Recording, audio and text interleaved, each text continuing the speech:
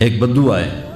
ایک صحابی آئے، یا رسول اللہ میرا باپ میرے مال کو خرچ کر دیتا ہے، مجھ سے پوچھتا نہیں ہے، تو ہم نے کہا بلاؤ اسے۔ ان کو جب بلایا گیا تو اس نے پوچھا کیوں بلا رہے ہیں؟ کہ تیرے بیٹے نے شکایت کی ہے۔ تو ان کو اتنا دکھ ہوا، انہوں نے چند اشعار پڑھے دل ہی دل میں، زبان پہ نہیں، دل ہی دل میں، اور مجلس میں آ گئے۔ جب پہنچے دربار رسالت تو جبریل آئے ہوئے، یا رسول اللہ اللہ تعالیٰ کہہ رہے ہیں اس کا مسئلہ بعد میں سنیں، اس سے کہیں وہ شعر سنا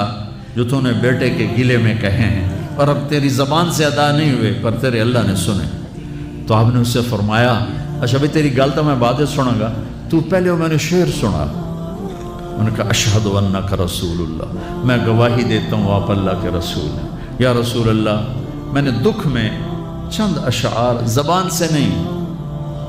دل ہی دل میں دہرائے تھے، اور آپ کے رب نے عرشوں پہ سنا، واقعی آپ کا رب بھی سچا اور آپ بھی سچے۔ آپ نے کہا کیا کہا تھا؟ کہا میرے بیٹے جس دن تو پیدا ہوا ہم نے اس دن اپنی ذات کے لیے جینا چھوڑ دیا، ہم نے تیرے لیے زندگی کا سفر شروع کیا، تجھے ٹھنڈی چھاؤں میں بٹھانے کے لیے گرم ہواؤں سے لڑا، تمہیں ٹھنڈی ہواؤں سے بچانے کے لیے برفانی راتوں میں کام کیا، تیری ایک مسکراہٹ دیکھنے کے لیے ساری ساری رات تڑپا، ساری ساری رات اپنے آپ کو کوہلو کے بیل کی طرح اپنی ساری جوانی کا رس نچوڑ کے تیری ہڈیوں میں ڈال دیا، میں بوڑھا ہوتا گیا، تو پروان چڑھتا گیا، میری کمر جھک گئی، تیری کمر اٹھ گئی، میری ٹانگوں سے جان نکل گئی، تیری ٹانگیں مضبوط ہو گئی، میرے ہاتھ کانپنے لگے، تیرے ہاتھ مضبوط ہوئے، میں لڑکھنانے لگا، تو اترانے لگا،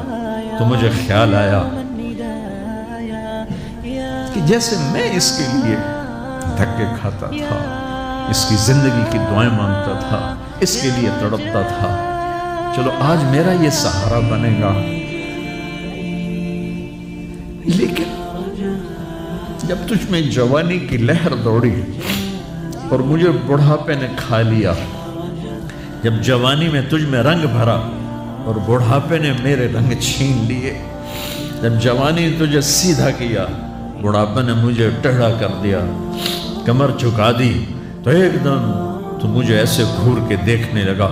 تیری آنکھیں ماتھے پہ چڑھ گئیں اور تو مجھے یوں دیکھنے لگا جیسے میں نوکر ہوں، تو باپ، تو مالک۔ تو میں نے اپنی 30 سالہ زندگی کو جھٹلا دیا کہ ہاں ہاں میں باپ نہیں ہوں، میں نوکر ہوں،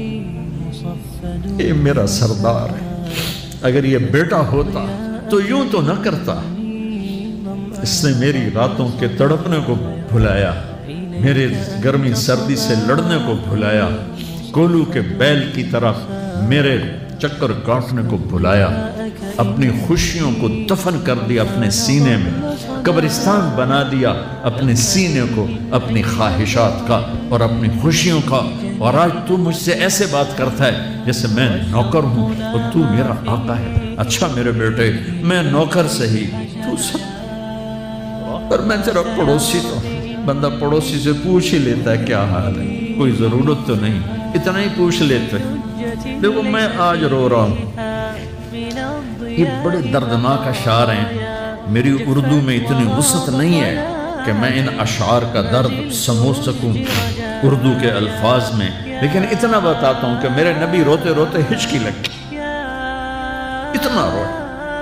اور آپ نے اس بچے کے گریبان کو یہاں سے پکڑ کر دفع ہو جا، میری نظروں سے دور ہو جا، انت و مالک لابیک، تیرا سب کچھ تیرے باپ کا ہے، یہی باپ آج تمہارے ہاتھوں ذلیل ہو رہے ہیں۔